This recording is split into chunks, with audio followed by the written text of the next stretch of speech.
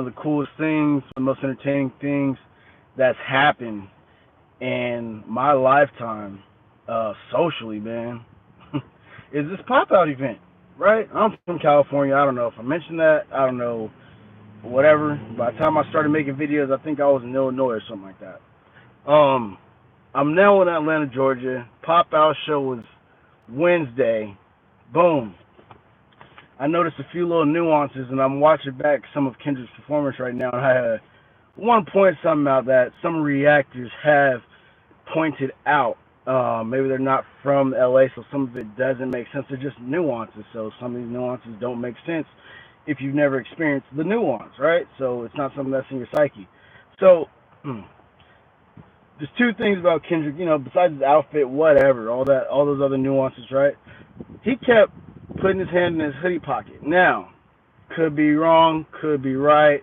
When he came out in the all red, I kind of got a feeling of a certain type of time that Kendrick was on with all this. He was just on a certain type of time.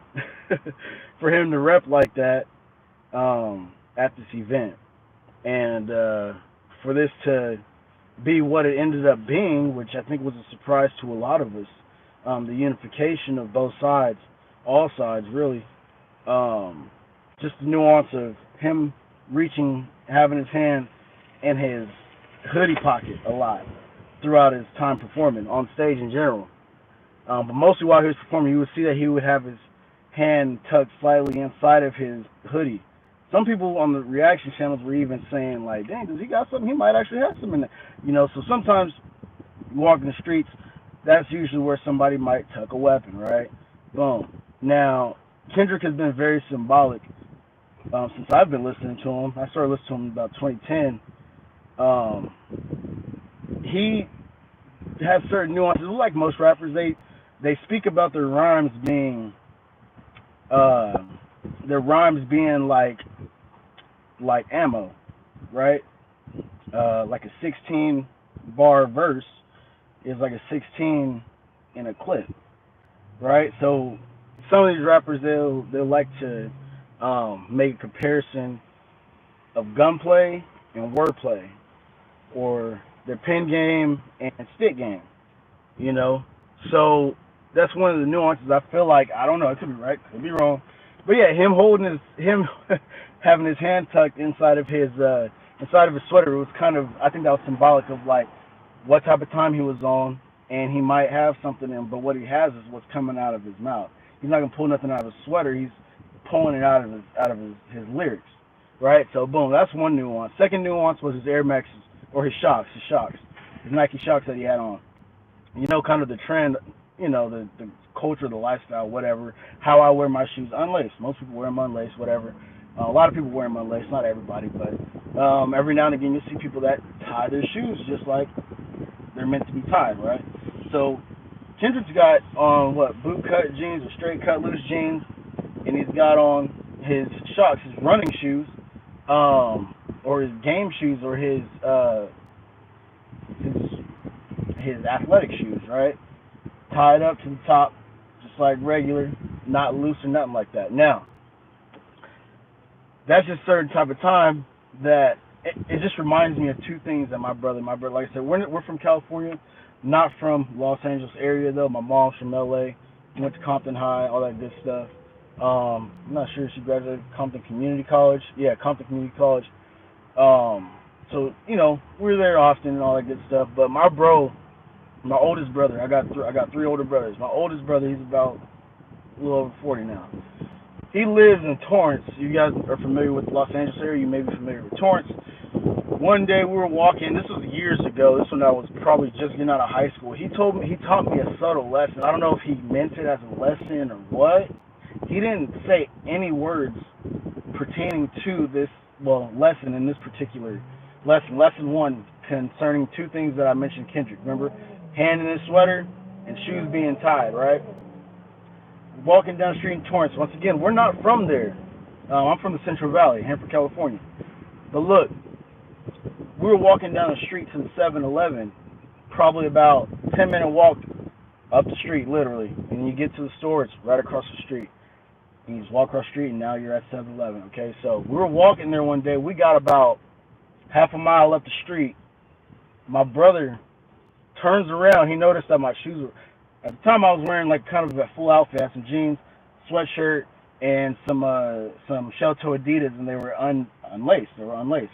My brother had some lace shoes on. We got about half a mile up the street. Next thing I know, he turns around and starts running full speed. My brother starts running back to the direction of the house. I don't know why he starts running, but he starts busting butt back to the house. So I just turn around, I start running too. I'm like, what?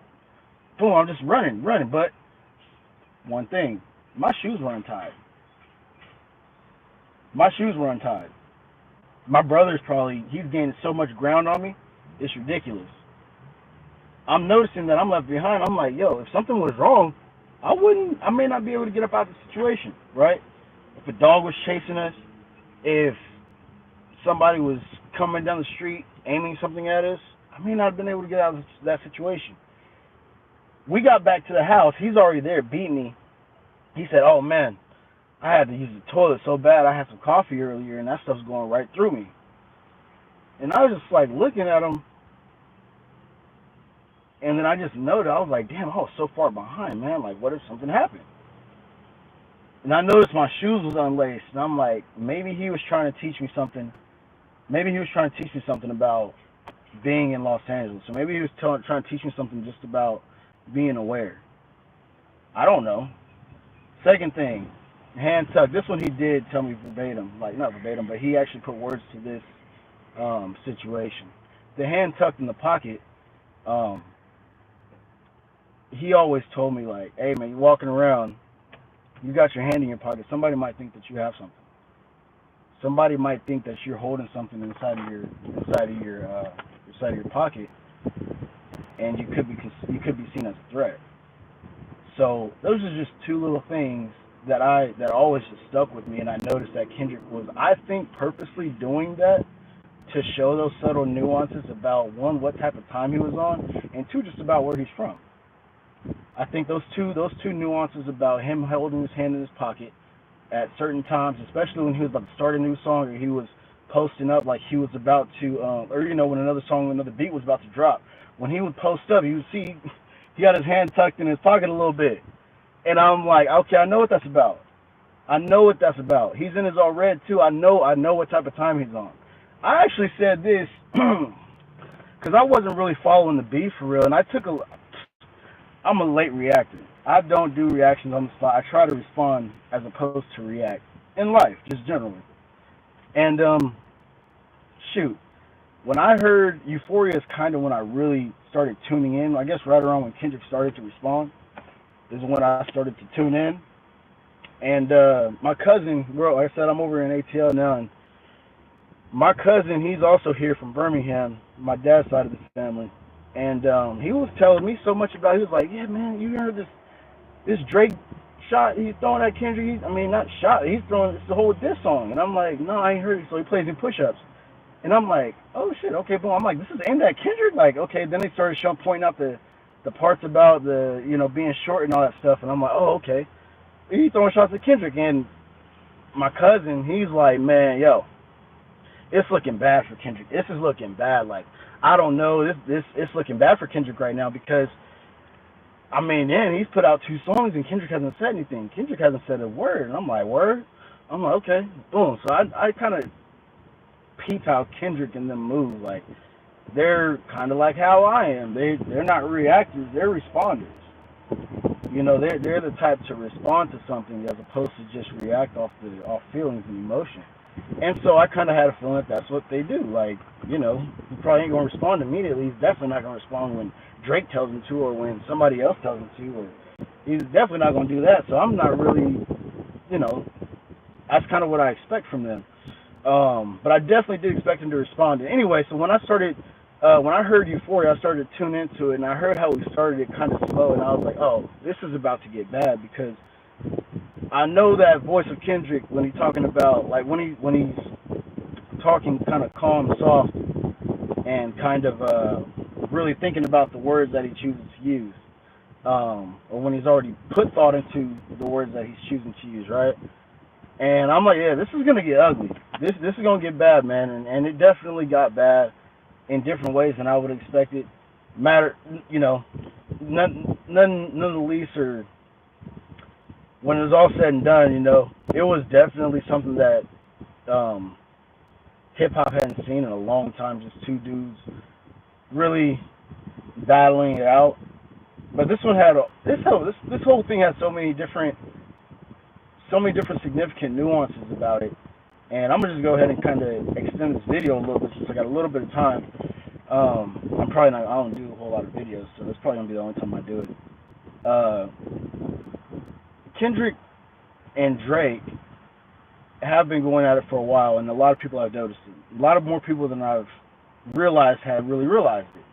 I don't hear every single song. I don't follow the music as much as I used to, but Kendrick has always been one of my favorites. Probably definitely been my favorite since I've heard him. And I can even remember the very first time that I heard a Kendrick song. And yeah, I'm kind of just giving him my flowers right now. Giving him his flowers, I should say.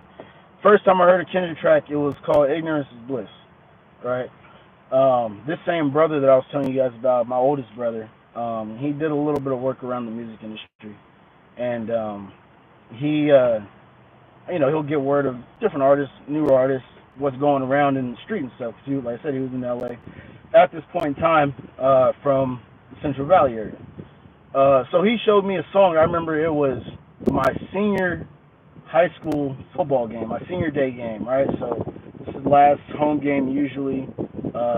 They kind of commemorate the seniors and, give them flowers, kind of like I'm doing for Kendrick right now, giving his flowers. Kind of a thank you for being a part of the program, kind of a thank you for all that, just for hard work, just dedication, just being a part of this thing. And so I remember it was my senior day, and my brother came down to watch my game. And on my way to school, he's dropping me off to school. On my way, he said, man, you gotta listen to this dude. So he throws on a Kendrick track, and it's Ignorance is Bliss.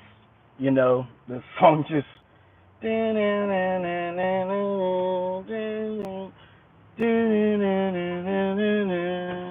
then the beat drop, boom, boom, boom, boom, boom, boom. He talking about Lord forgive me. I'm like, Lord forgive you.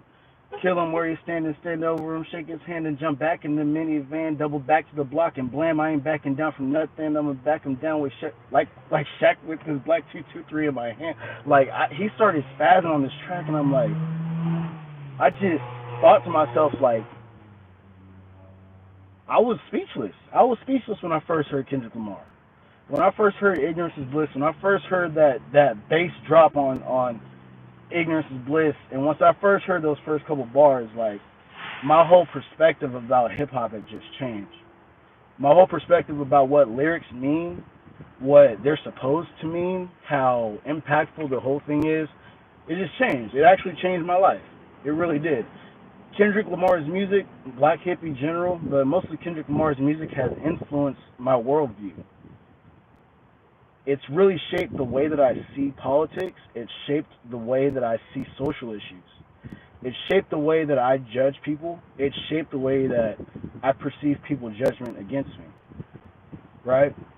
It changed the way how I see people from different cultures. It's hip hop has done that. And their music specifically, right? Kendrick Lamar's music specifically has helped mold a little bit of my adulthood just in perception. And I think it's impactful. I think that's exactly what music is supposed to be about. I think it's supposed to be influential. I think it's supposed to reflect the day and time that you're living in. I think it's supposed to reflect, just like comedy. Comedy is supposed to reflect reality. It's supposed to paint a picture of what's going on socially, in your environment around you. And, I just, once again, big shout out to all of TDE, PG Lang, for just doing what you guys did, Amazon Music. I enjoyed the mess out of that. I was in my backyard after work, had a school day off because it was Juneteenth. and that shoot that was perfect. You know what I mean? I was doing a little work in the backyard, and about right time I got done, it was about 6:45, 7 o'clock. I was like, man, let me chill out and let me go ahead and watch this pop out show because I just signed up for my Amazon Prime account, not knowing that this was even going to be hosted by Amazon Prime. So I just renewed that account, and I was like, I sure do got Amazon Prime. Let me pop that on and watch niggas pop out. And that's what they did, man. That's exactly what they did. That first track, starting off with that Undertaker tone, it just set the tempo. That's like one of my favorite songs to play in the car now. Was that "Touchable" by old boy, man. Gosh, I'm trying to think of his name. I know it starts with an R. Anyway, yeah, that's like one of my favorite tracks to play now. Shoot, all the performances were great. All the guest appearances. Definitely appreciated seeing Tommy the Clown. Definitely appreciated to see everybody out there doing the dance. Keeping that alive, I thought the sequence of the show was put together so well. I'm looking forward to it possibly happening other places. I know it's a stretch. I know it's probably never gonna see it again. Can't really replicate it, but I think people in other areas, other regions of the country. Speaking for myself, we would definitely love to see that. Whether it comes from Kendrick and they just bring that whole damn group, which I know would be tough because everybody's trying to do their thing. But whether it be them same dudes and having a big old arena sold out like that, nothing will ever compare to that, to the form. But I think people would love to see that anywhere you take that. Even if over in Atlanta, over here, man, even if 2 Chainz, do want to pop out something similar, and you had, a lot of artists that have been around over here in this area, people that love certain artists in this area, trying to think of one right now that I'm familiar with. Name some my name right now, or slip my mind right now, but yeah, I think people would love that in different areas. But yeah, that was kind of just my little response, not really a reaction, but and then also just giving you guys a little bit of things that I heard, little nuances that I spotted during the show that I just kind of wanted to throw out there and just, see if anybody else caught those things. And I had a personal experience with that, and I'm also rewatching it right now, so I just wanted to kind of say that. And yeah, if you guys didn't catch it at the beginning, just probably go back and watch what I said earlier, just concerning the hand in the pocket that Kendrick was doing throughout the whole performance, and the laced up shoes, two things that I noticed. Like I said, could be wrong about them, but they're personal takes. So enjoy. I hope you guys enjoyed the show as much as I did, and we'll see you when I make the next video. Bye.